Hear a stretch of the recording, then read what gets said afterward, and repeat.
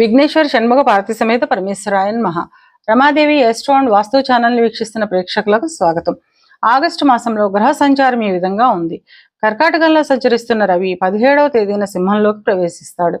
కుజుడు కన్యలో సంచారం చేస్తున్నాడు. కర్కాటకంలో సంచరిస్తున్న బుధుడు 31వ తేదీన సింహంలోకి ప్రవేశిస్తాడు. గురువు మిథునంలో సంచారం చేస్తున్నాడు. మిథునంలో సంచరిస్తున్న శుక్రుడు 21వ తేదీన కర్కాటకంలోకి ప్రవేశిస్తాడు. శని మీనంలో సంచారం చేస్తున్నాడు. ఈ గ్రహస్థితిని ఆధారంగా చేసుకొని వృశ్చిక రాశి వారికి ఆగస్టు మాస ఫలితాలు ఎలా ఉన్నాయో, చిన్న చిన్న పరిహారాలు ఏం చేసుకోవాలో చూద్దాం.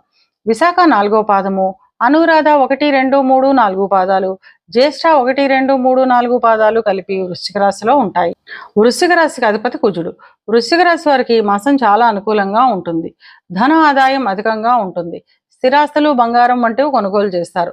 ఎప్పటి నుంచో వాయిదా పడుతున్న పనులన్నీ ఈ మాసం పూర్తయ్యే అవకాశం ఉంటుంది. ఆకస్మిక ధనలాభం ఉంటుంది. ఈ విద్యార్థుల విషయానికి వస్తే విద్యార్థులకు ఈ మాసం చాలా అనుకూలంగా ఉంటుంది. రాసిన ప్రతి పరీక్షలోనూ మంచి ఫలితాలను సాధిస్తారు. క్యాంపస్ సెలక్షన్స్కు వెళ్లే విద్యార్థులకు కోరుకున్న ఉద్యోగం లభిస్తుంది. విదేశాలకు వెళ్లే విద్యార్థులకి ఈ మాసం వాయిదా పడే అవకాశం ఉంటుంది. ఉద్యోగ ప్రయత్నం చేసేవారికి మొదటి 2 వారాలు చాలా అనుకూలంగా ఉంటుంది. ఉద్యోగం చేస్తున్న వారికి కార్యాలయాల్లో గుర్తింపు, మర్యాద లభిస్తుంది. ఎప్పటి నుంచో రావాల్సిన ధన ఆదాయం ఈ మాసం చేతికి అందుతుంది. ప్రమోషన్లు, ఇంక్రిమెంట్లు వంటివి వచ్చే అవకాశం ఉంటుంది.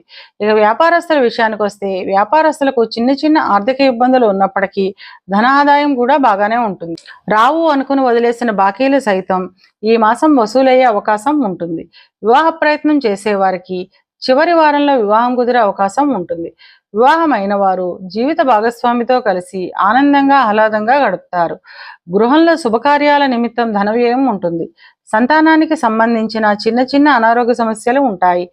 వాహనాలు కొనుగోలు చేస్తారు. గతంలో ఏవైనా పెట్టుబడులు పెట్టి ఉంటే దాని నుండి అనుకోని విధంగా ఆకస్మిక ధనలాభం ఉంటుంది. ఇవి కేవలం గోచార ఫలితాలు మాత్రమే. గోచార ఫలితాలు పూర్తిగా జన్మజాతక చక్రంపై ఆధారపడి పనిచేస్తాయి కనుక తమ జన్మజాతక చక్రాన్ని విశ్లేషణ చేయించుకోవాలి అనుకునేవారు కింది నెంబర్కు వాట్సాప్ చేసి కన్సల్టేషన్ తీసుకోండి. వృశ్చిక రాశి వారు అనుకూలతను పెంచుకోవడానికి, ప్రతికూలతను తగ్గించుకోవడానికి దక్షిణామూర్తికి అభిషేకం చేయించడం ద్వారా అంతా మంచే జరుగుతుంది.